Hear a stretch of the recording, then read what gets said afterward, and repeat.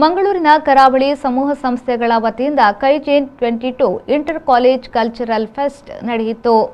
ನಗರದ ಕೊಟ್ಟಾರ ಚೌಕಿಯಲ್ಲಿರುವ ಕರಾವಳಿ ಕಾಲೇಜಿನಲ್ಲಿ ಕೈಜೆನ್ 22ರ ಅಂತರ ಕಾಲೇಜು ಸಾಂಸ್ಕೃತಿಕ ಹಬ್ಬ ವಿಜೃಂಭಣೆಯಿಂದ ನಡೆಯಿತು.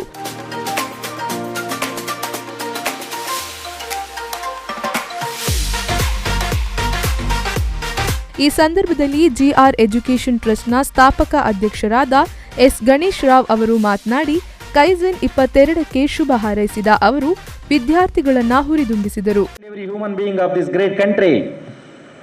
Irrespective of caste, creed, political barriers, religion, region, take everyone together, bring out marvelous, positive and productive changes,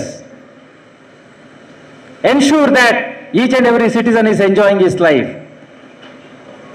People's fundamental rights should be recognized,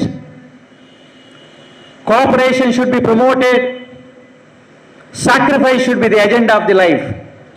Friends, what is happening today? Elections are nearing. I don't want to talk politics, but please take care. I would like to advise you, caution you, motivate you.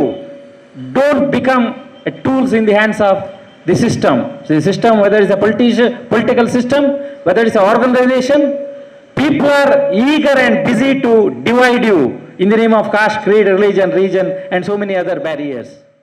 ಈ ಸಂದರ್ಭದಲ್ಲಿ ಕರಾವಳಿ group of ಕಾಲೇಜಿನ ನಿರ್ದೇಶಕಿ Lata G Rao ಹಾಗೂ ಕಾಲೇಜಿನ ಸಿಬ್ಬಂದಿ ವರ್ಗದವರು ಉಪಸ್ಥಿತರಿದ್ದರು.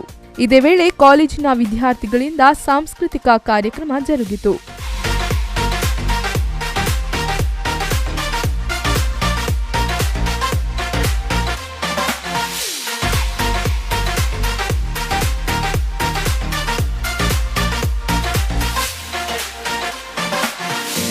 ಶರತ್ ಸಾಲ್ಯಾನ್, ವಿ4 ನ್ಯೂಸ್, ಮಂಗಳೂರು.